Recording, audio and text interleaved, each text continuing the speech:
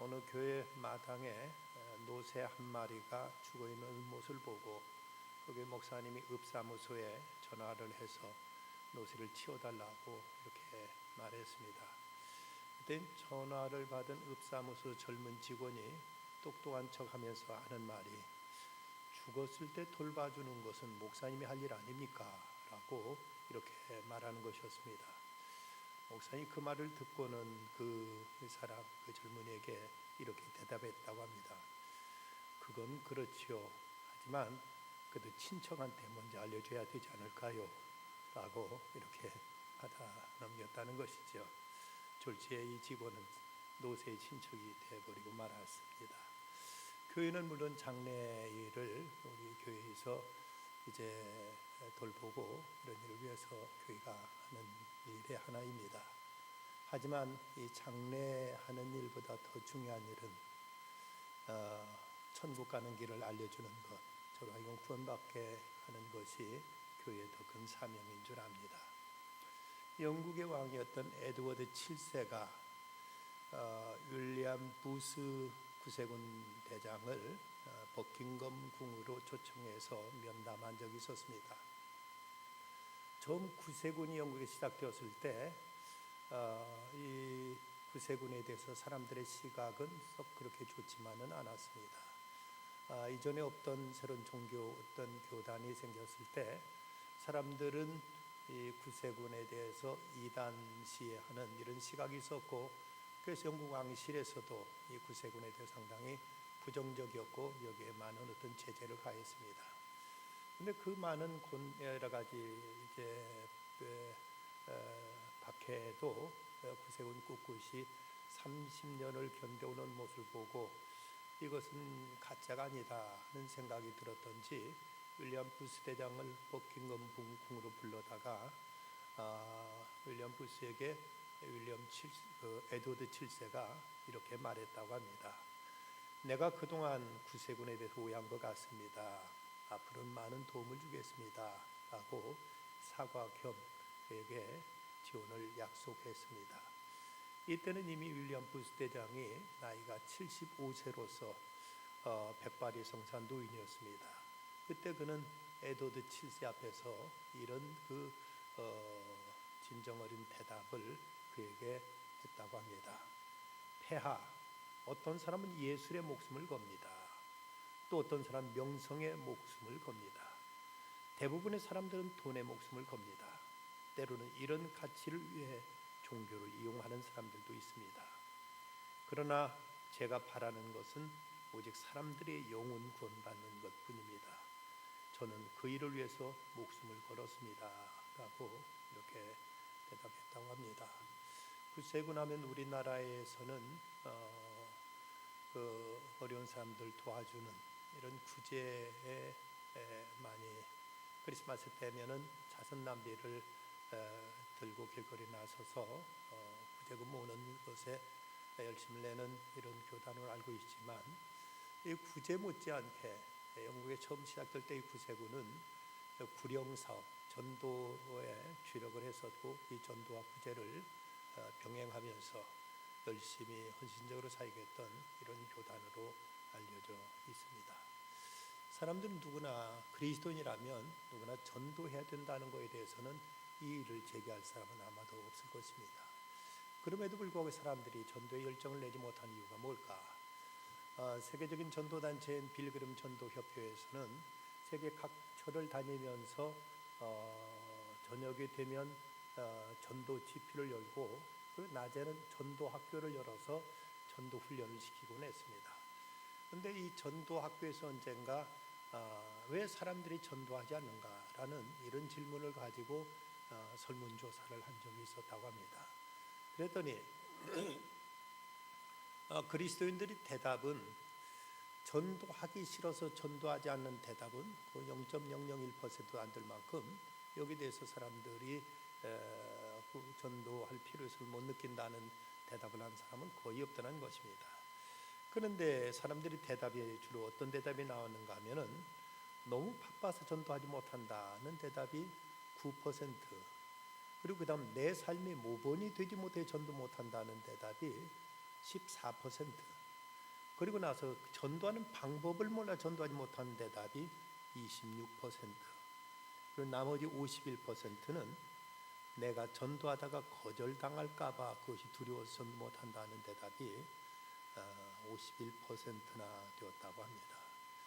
많은 사람들이 아마 여기에 공감하지 않을까. 전도해야 될 줄 알면서도 막상 우리가 전도에 쉽게 나서지 못하는 것은 내가 모처럼 예수 믿으라고 전했지만 저 사람들이 어떻게 반응할까, 거기에 대해서 어떤 반발하거나 어떤 도리어 무안을 주지는 않을까, 또 나름대로 전도했는데 그가 받아들이지 않음으로 인해서 서로 무안해지거나 관계가 더 불편해지지 않을까 하는 생각들 때문에 사람들이 전도에 적극 나서지 못하는 이유가 과반수가 이상이 되는 것으로 이렇게 나타나 있습니다.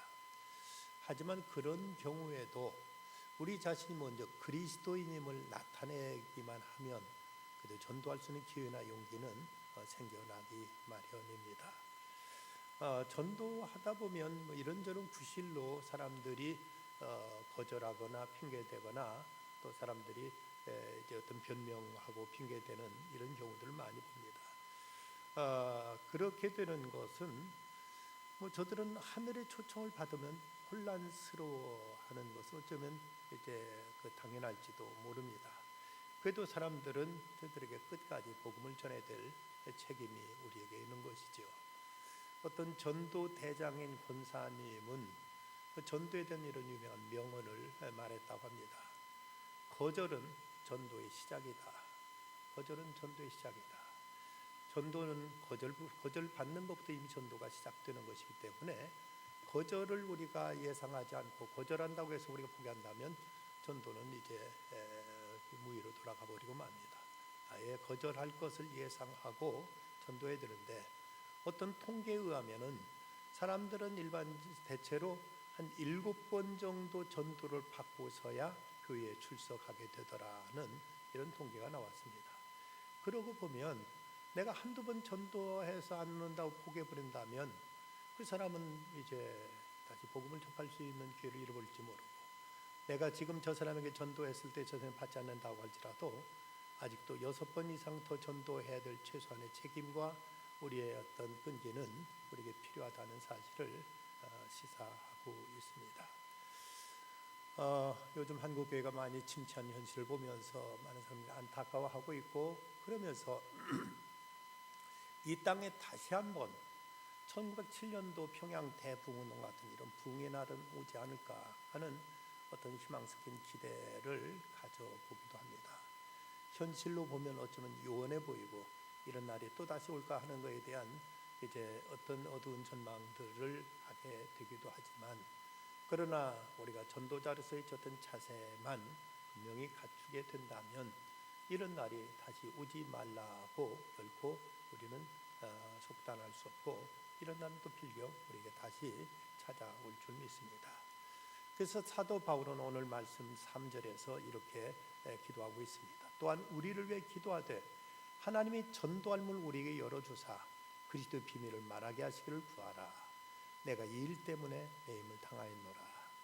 이 땅에 전도의 문이 또 다시 열리게 되기를, 그 일을 위해서는 우리 주변에 있는 사람들에게 하나님의 복음을 전해야 될 책임이 우리 각자에게 먼저 주어져 있음을 알아야 됩니다. 그렇다면 이런 복음의 문, 전도의 문을 열기 위해서는 어떤 준비가 필요할까? 그 첫째는 바로 기도의 문이라고 말씀하고 있습니다. 3절 말씀 다시 보면 하나님이 전도할 문을 우리에게 열어주사라고 말씀하고 있는 걸 볼 때, 이 전도라는 것도 사람이 여는 것이 아니라 하나님이 그 문을 이제 쥐고 계신다는 사실을 여기서 이제 암시하고 있습니다. 하나님께 그 문을 열어주야만 전도의 문이 열린다는 것이죠. 이건 어떤 단체나 지역뿐만 아니라 개개인의 심령도 역시 마찬가지입니다. 우리는 전도하려면은 전도를 대해서 생각할 때 어떤 사람에게 하나님에 대해서 말하는 것이 전도라고 생각하기가 쉽습니다. 그러나 이에 앞서 우리가 먼저 생각해야 될 것은 하나님께 전도할 사람을 아려는 것입니다. 우리가 사람한테 하나님 얘기하는 것으로 이것이 전도의 전부나 전도의 본질이 아니라 바로 하나님께 그 사람에 대한 얘기를 먼저 아려는 것, 이것이 전도의 시작이고 전도의 관건이라는 사실을 우리는 알아야 됩니다. 사도행전을 가르쳐서 성령행전 또는 전도행전, 또 어떤 사람은 또 기도행전이라고까지 이렇게 부르고 있습니다. 사도행전에 나타난 초대교회의 그 놀라운 복음의 역사를 보면 12사도로 시작했던 그 복음이 이제 그 120문도가 모여서 이제 기도하게 되고, 이렇게 열심히 기도하자 한 번에 3,000명이나 이제 하나님께 돌아오는 놀라운 이적이 나타나고, 후에 또 5,000명이 돌아오는 이런 기적도 성경에 기록되어 있는 것을 볼 수 있습니다. 그런데 이런 전도 열매가 맺히게 되는 그 비결이 어디에 있었는가? 사도행전 1장 14절에 보면 오로지 기도에 힘쓰더라는 말씀이 먼저 나오고, 그리고 나서 이제 전도가 불길처럼 타오르게 되는 모습을 보여주고 있습니다. 오로지 기도에 힘쓰더라는 말씀이 1장 14절에 뿐만 아니라 2장 42절에도 오로지 기도에 힘쓰더라. 초대교회가 모여서 오로지 기도에 힘쓸 때 이런 놀라운 부흥의 역사가 나타난 걸 보면, 바로 이 전도를 위해서도 먼저 전제되어야 될 것, 먼저 갖춰야 될 것, 먼저 준비해야 될 것, 되어야 될 것은 이제 기도라는 사실을 우리에게 보여주고 있습니다.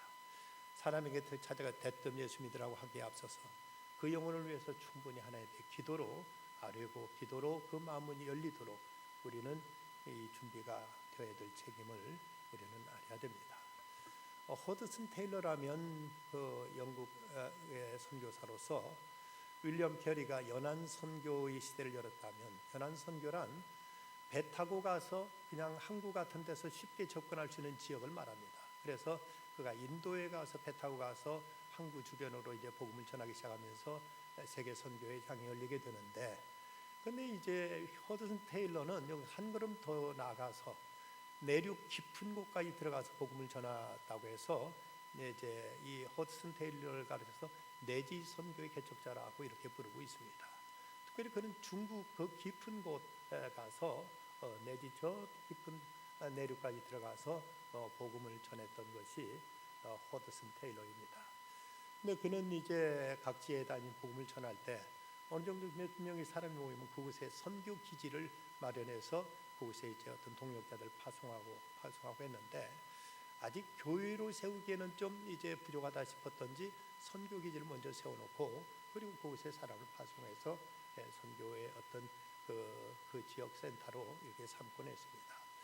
군데군데 선교 그 기지를 만들어 그곳에서 이제 복음을 전하고 사역자를 보내고 이렇게 이제 선교 활동을 펼치던 중에 그 당시 뭐 중국이 전혀 서양 문물을 잘 받아들이지 않던 때인지라 이렇게 쉽게 복음이 잘 그렇게 쉽게 중국 사람들 마음에 쉽게 그렇게 불처럼 일어나지는 않았습니다.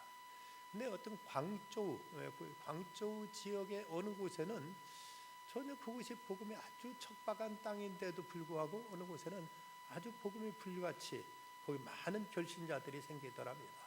참 이상하다. 그럴 만한 어떤 사회적인 주변의 여건은 전혀 갖춰지지 않았는데 어떻게 이곳에 이렇게 복음의 열매들이 맺힐까? 거기에 대해서 큰 어떤 궁금한 의문을 가졌습니다. 그러다가 허드슨 테일러가 그 영국에 돌아가서 그곳에서 이제 선교 보고를 곳곳 하던 중에 스코틀랜드의 어느 교회 가서 선교 보고를 이제 했는데, 그곳에는 한 성도가 이 허드슨 테일러에게 다가와가지고 그곳에서 사역하고 중국 어느 곳에 사역하고 있는 아무개 선교사를 아십니까? 라고 묻길, 그러면 그 사람 나하고 동역자로 아주 열심히 일하는 분입니다. 그곳 선교지 사정은 좀 어떻습니까? 예, 그것은 놀랍게 지금 부흥의 역사가 일어나고 있습니다. 그러자 이 사람이 하는 말이, 바로 그 사람은 제 친구입니다. 저거 잘 아는 사람입니다. 6년 전에 그 사람이 그곳 선교지로 가면서 저한테 부탁을 했습니다. 꼭 매일 잊지 말고 나를 위해서 또 내 선교지를 위해서 기도해 달라는 부탁이 있어서 하루도 빼지 않고 그 사람을 위해서 기도해 왔습니다. 라는 이런 얘기를 하더랍니다. 이 소리를 듣고 이 허드슨 테일러는 이렇게 위에서 기도해 온 그 기도가 있었기에 그곳에 이런 놀라운 복음의 역사가 있었던 것보다 하고 여기서 그 기도의 위력을 새삼 느끼게 되었다고 합니다. 우리 기도가 닫혀진 마음 문을 열 수가 있습니다. 단 한 번의 기도를 하나님께 응답하셔서 사람들의 마음이 그 금방금방 열린다면 오죽 좋겠습니까마는, 그런데 본문 2절 말씀 보면 기도를 계속하라고 이렇게 말씀하고 있습니다. 우리는 어떤 영혼을 하나 그리스도 앞에 인도하기 위해서 때로는 1년을 기도하고 때로는 5년을 기도하고 때로는 10년을 기도하고 오랜 세월을 그렇게 기도로 준비해야만 될 때가 있습니다. 왜 이렇게 지속적인 기도를 필요로 할까? 이 전도라는 것은 영혼을 사랑하는 일인데, 그런데 이 사랑이라는 것은 한순간에 이루어지는 것이 아닙니다. 사랑은 인격적인 관계이기 때문에 한순간에 빠지는 사랑은 오히려 위험할 수 있습니다. 오랜 인내를 통해서 신뢰가 쌓여지면서, 그러면서 사랑이 맺어질 때 이 사랑이 아름다운 온전한 사랑으로 결실하게 되는 것처럼, 전도도 우리가 한 번 전해서 바로 예수 믿게 된다면 오직 좋겠습니까마는, 그러나 많은 경우는 하나님께 우리로 하여금 끊임없는 지속적인 기도를 하게 하시고, 이런 기도를 통해서 하나님은 한 영혼을 주님 앞에 저들에게 이제 전도의 문, 영혼의 문을 열어주시는 것입니다. 여러분, 한 생명이 태어나는데도 즉각 잉태되었다고 바로 그 순간 태어나는 것은 아니지 않습니까?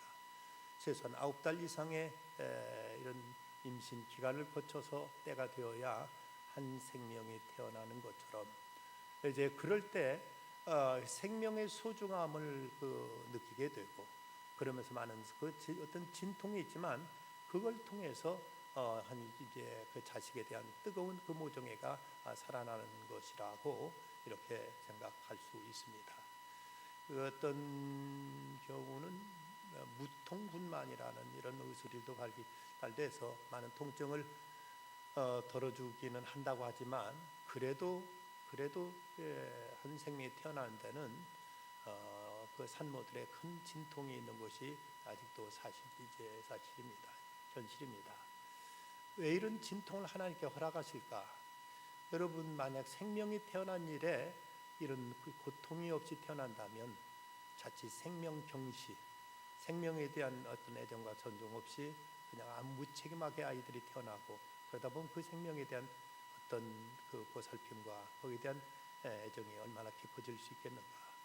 한 생명이 태어났는데도 그 산모에 말할 수 없는 그 고통이 있고서야 태어난다면, 우리가 한 영혼이 구원받는 이 일에도 참으로 오랜 동안의 그 기도의 이제 분량이 채워져야 되고, 그리고 한 영혼 주 앞에 돌아온 일에도 많은 전도자의 아픔과 눈물의 기도가 여기에 쌓이게 될 때, 그럴 때 비로소 한 생명이 주 앞에 돌아오는 이런 역사가 나타나게 될 것입니다.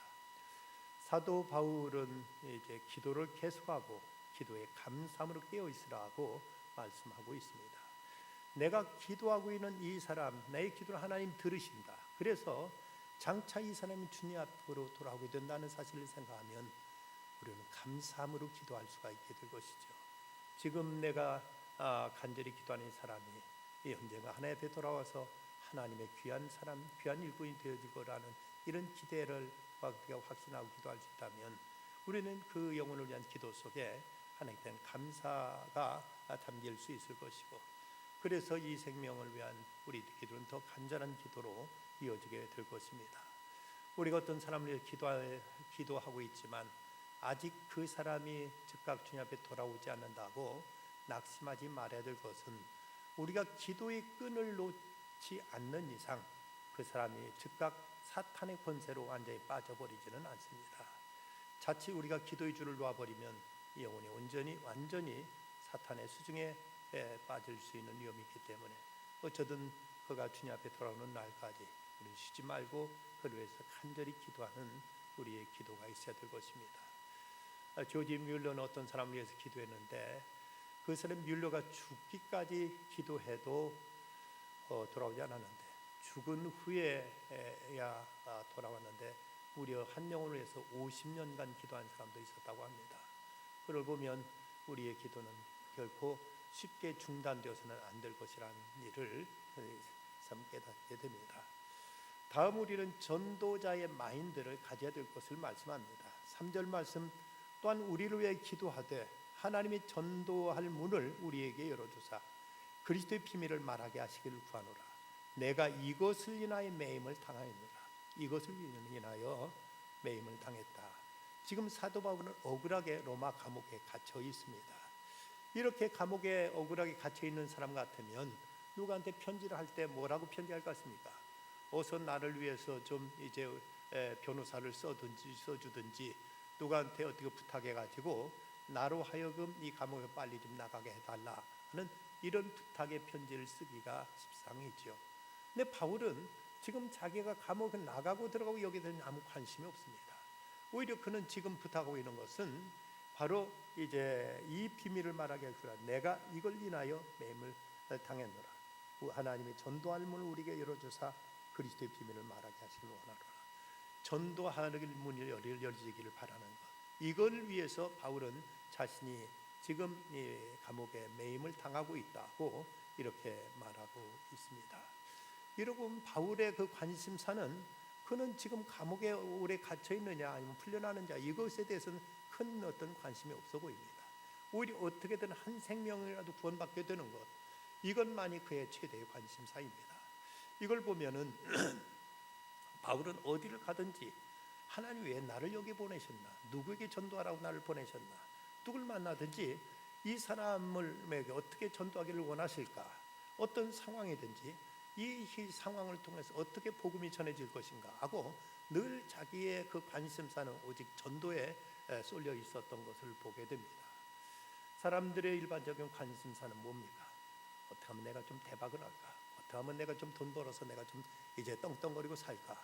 어떻게 하면 내가 사람들 앞에 좀 위세를 부릴까? 등등 자기 어떤 이익과 자기 어떤 욕망에 관심을 갖고 모든 상황을 그런 쪽으로 이제 상황을 해석하고 이런 상황에 대해서 주시하는데, 바울의 관심은 오직 전도에 있었습니다. 내가 어떻게 이 사람 누굴 만나더니 이 사람 어떻게 복음을 전하면 좋을까? 어떤 상황인데 이것을 어떻게 복음적인 상황으로 이제 이것을 내가 이용할 수 있을까? 항상 그는 복음 전파에 최대 관심을 가지고 이런 시각으로 그는 이제 자기의 모든 처지를 이런 마인드로 접근했던 것을 볼 수가 있습니다. 어떤 집사님이 교통사고로 인해서 감옥에 갇히게 되었다고 합니다. 막상 감옥에 갇히고 보니까 왜 내가 여기 들어왔을까 하고 생각하다 보니까 문득 감옥에 갇혔던 사도 바울이 생각나더랍니다. 아, 하나님 나를 전도하라고 여기 보내셨는가 보다 하고 이렇게 생각하고는 그 감방 안에서 모든 사람이 모든 일에 모범을 보이기 시작했고, 그러면서 제일 안 좋은 자리는 자기가 차지하고 또 거기서 심부름도 열심히 하면서 그러면 저녁이 되면 그 감방 안에 있는 사람들에게 복음을 전하기 시작했다고 합니다. 이제 그 이전에 그의 삶의 모습은 전혀 그럴 사람이 아니었는데 감옥에 들어가면 완전히 그 생각이 바뀌어졌습니다. 목사님이 그를 면회 갔더니 하는 말이, 그가 자기가 언제 이 감방에 나갈 것인지 자기 출감하는 날짜에 대한 전혀 관심도 없고, 이제까지 제가 3사람 전도했는데요, 앞으로 3사람만 더 전도하면 이 감옥에 있는 사람 전부 다 예수 믿게 됩니다 하고 그 감방 안에 갇혀 있어도 그가 그 전도에 대해서만 그토록 관심을 갖게 되더라는 것이죠. 그렇게 전도에 관심을 갖고 나더니 완전히 그 생각이 삶 자체가 바뀌더니 그는 거기서 이제 나와가지고 이제 다음에 그 장로가 돼서 세계 선교를 위해서 그렇게 헌신하고 있다고 합니다.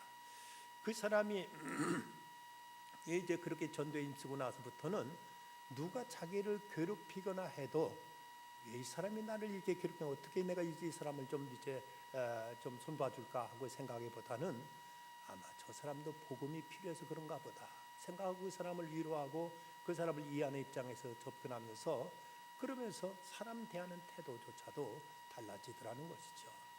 우리가 우리 마인드, 우리 생각이 바로 이 복음 전도회로 우리가 이제 방향이 이쪽에 우리가 잡히게 되면 우리 시각 자체가, 우리들의 삶 자체가 완전히 새로운 모습으로, 전혀 다른 모습으로 바뀌어져서 어떤 경우에도 우리가 그저 눈에 나타난 현상만 보고 낙심하거나 우리가 불평하기보다는 그 모든 기회를 전도로 이제 변화시켜 갈 수 있는 이런 의지를 갖게 될 것입니다. 그런가 하면 이제 우리는 복음을 전할 메시지가 준비되어야 함을 말씀합니다. 4절 말씀 보면 그리하면 내가 마땅히 할 말로써 이 비밀을 나타내리라. 여기서 비밀이란 복음의 비밀을 말하고 있습니다. 우리가 이제 복음의 비밀을 말하기 위해서는 우리들의 입술이, 우리들의 언어가 성화되어야 될 것입니다. 온갖 음담패설이나 하고 이제 욕설이나 하던 말로 그 입으로 우리가 사람들에게 복음을 쉽게 전하기는 어려울 것이고, 그러게 될 때도 사람들이 그 복음을 이제 사람들이 신뢰하지도 않게 될 것입니다. 온갖 중상모략과 사람들에게 험담을 하다가 예수 믿으라고 한다면, 그렇다면 과연 사람들이 어떻게 받아들일 것인가? 그래서 사도 바울은 5절 6절에서 의인에 대해서는 지혜로 행하여 세월을 아끼라. 너희 말을 항상 은혜 가운데 소금으로 맛을 냄과 같이 하라. 그리하면 각 사람에 마땅히 대답할 것을 알리라 말씀합니다. 의인이란 믿지 않는 자를 말하는데, 그런 사람들의 지혜롭게 행하여 세월을 아끼라, 시간을 아끼라.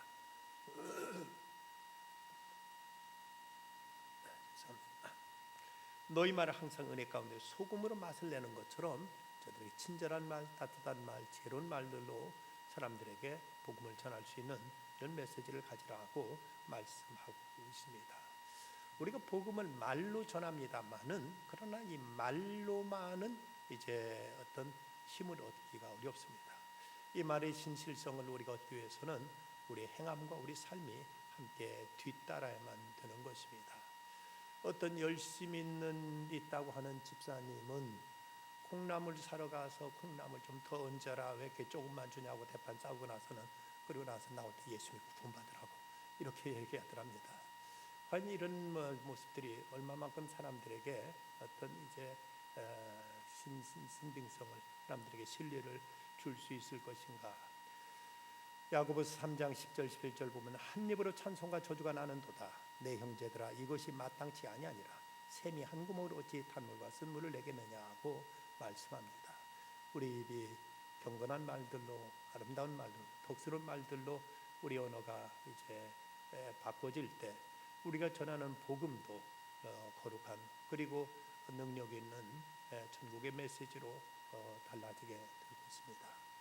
미국의 어느 교회에 한 목사님이 새로 부임했는데, 부임해서 각 가정을 신방하다 보니까 집집마다 이제 그 교인들의, 다른 교인들에 대한 이런저런 험담들을 사람들이 이제 계속 쏟아놓는데, 도무지 그 얘기를 들어줄 수 없어서 어쩌면 좋을까 하고 많이 고심하면서 하나님께 기도하다가 하나님께서 지혜를 주셔서 이렇게 이제 방법을 바꿔 이제 썼다고 합니다.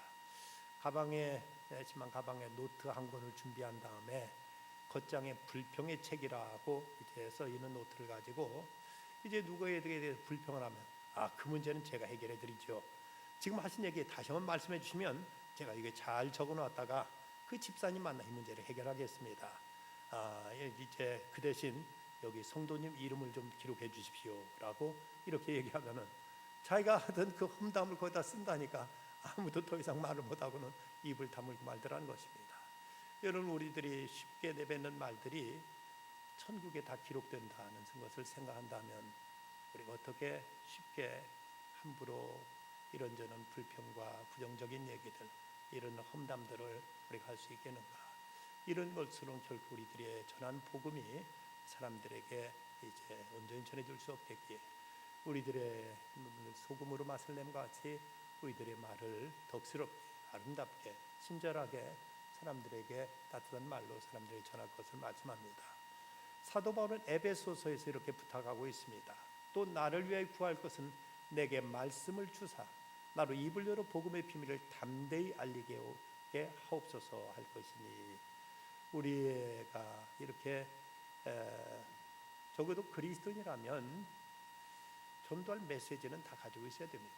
어떤 예수 믿지 않는 사람에게 어떻게 복음을 전해줄 것인가를 나름대로 우리가 묵상하고 기도하면서, 어떤 사람에게는 어떻게 전해줄 것인가를 우리는 복음의 메시지를 준비하고 경우에 따라 적절하게 우리가 이제 하나님 주신 지혜를 따라서 복음을 전할 수 있어야 될 것입니다. 사도 바울은 그가 이제 억울하게 재판을 받을 때 아그리빠 왕 앞에서도 그가 변론한 말을 보면 자기 제 무죄를 변론하기보다는 그 재판받는 과정에서도 오히려 예수 그리스도를 전하려고 애쓰는 것을 보고 아그리빠 왕이 하는 말에 내가 몇 마디 말 가지고 너 이제 나를 그리스도인 되게 하는구나, 내 많은 학문이 너를 미치겠구나라고 이렇게 아그리빠가 바울을 오히려 이제 정말만큼 그는 자기가 재판받는 재판에 있어서 유죄냐 무죄냐도 관심 없었고 자가 어떻게든 그리스도를 전하려고 하는 일에 그는 그토록 열심을 다했고 모든 길을 통해서 복음을 전했던 것을 보여주고 있습니다. 이제 끝으로 복음의 동역자가 있어야 됨을 7절은 말씀합니다. 두기고가 내 사정을 다 너에게 알려주리니 그는 사랑받는 형제요 신실한 일꾼이요 주 안에서 함께 된 종인이라고 함께 종이 된 자라고 말씀합니다. 여기서 두기고를 소개하고 있는데 두기고는 신약성경에 보면 그가 바울의 메시지를 다른 교회에 전달하는 일을 했던 편지 배달부의 역할을 했던 사람입니다. 두기고라는 인물이 있었기 때문에 이 편지가 로마 감옥에서 쓴 이 바울의 편지가 이 골로새 교회에 전달될 수 있었고 그랬기에 또 이 편지는 오늘 우리에게까지 전해질 수가 있었습니다. 그가 어떤 대단한 일을 했다는 것이 성경에 기록되어 있지는 않지만 단지 바울의 편지를 받아서 이것을 골로새 교회에 전하고 다른 교회에 전하는 이런 일들을 통해서 그는 바울의 훌륭한 동역자로서의 그 역할을 잘 감당했던 것을 볼 수가 있습니다. 뿐만 아니라 10절 말씀 보면 사도분 아리스다고와 마가도 소개하고 있습니다.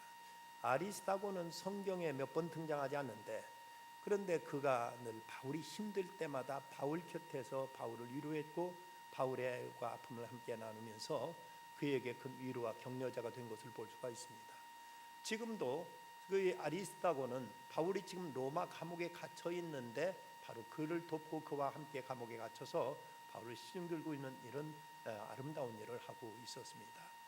그러고 보면 바울이 그토록 참으로 열정을 가지고 그 놀라운 투지를 가지고 세계를 몇 바퀴씩 돌면서 복음을 전할 수 있던 이런 열정을 지닐 수 있었던 것, 그가 낙심하거나 그가 포기하지 않고 이렇게 복음을 전할 수 있었던 데는 이런 아리스다고와 같은 이런 그를 위로하고 격려하는 사람이 있었기에 바울의 이 사역은 가능할 수가 있었던 것입니다.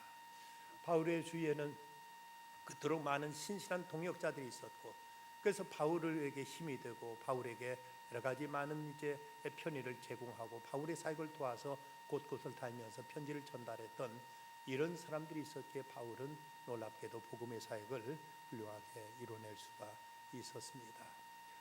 저 한강에 내려다 보이는 양화진에 가면 젊은 나이 이영만리 저 서방에서 우리나라에 와가지고 우리나라에 그 자기의 젊음과 청춘을 보낸 그러다가 그 양화진 선교사 묘역에 묻힌 선교사들의 무덤이 있고 거기에는 이제 그 선교사들의 묘비가 세워져 있는데 이런 묘비명이 기록되어 있습니다.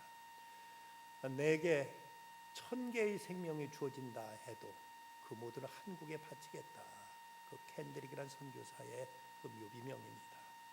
나는 웨스트민스터 사원에 묻히기보다 한국에 묻히기를 더 원한다는 헐버트 선교사의 묘비명, 섬김을 받으러 온 것이 아니라 섬기러 왔다는 아펜젤러의 묘비명, 항상 기뻐하라 쉬지 말고 기도하라 범사에 감사를 했던 언더우드의 묘비명, 주님 길고 긴 여행을 끝내고 이제 나는 안식을 얻었습니다는 테일러 선교사의 묘비명, 친구를 위하여 자기 목숨을 버리면 이에 더 큰 사랑이 없느니라는 A.K. 젠슨 선교사의 묘비명 등이 있습니다.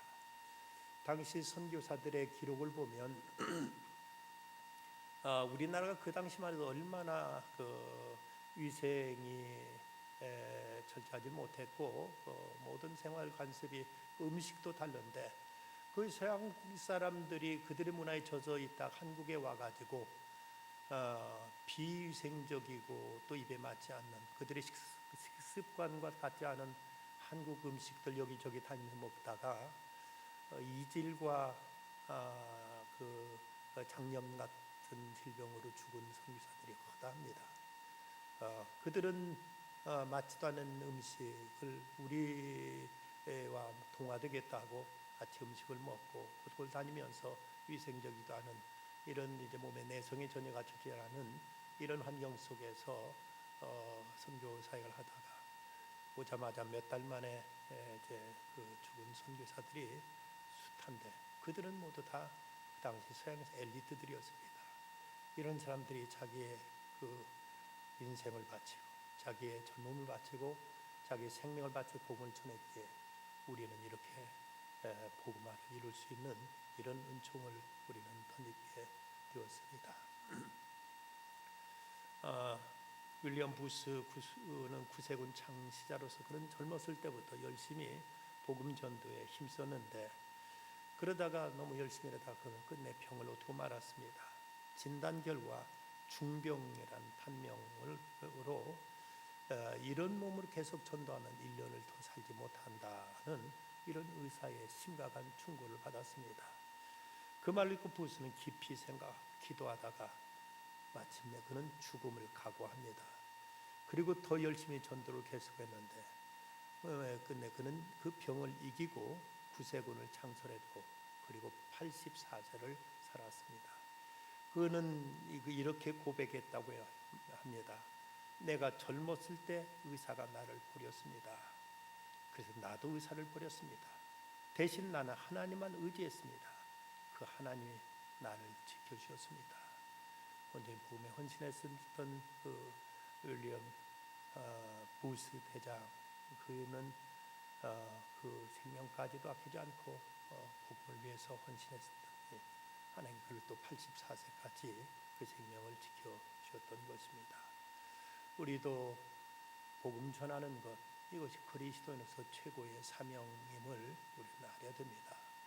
윌리엄 부스가 전도하지 않는 당시의 영국 사람, 영국의 크리스천 보면서 그가 참으로 애통해하면서 그가 하나님 앞에 부르짖기를 하나님 영국의 성도들에게 그들의 눈을 열어 지옥을 볼 수 있게 도와주시옵소서.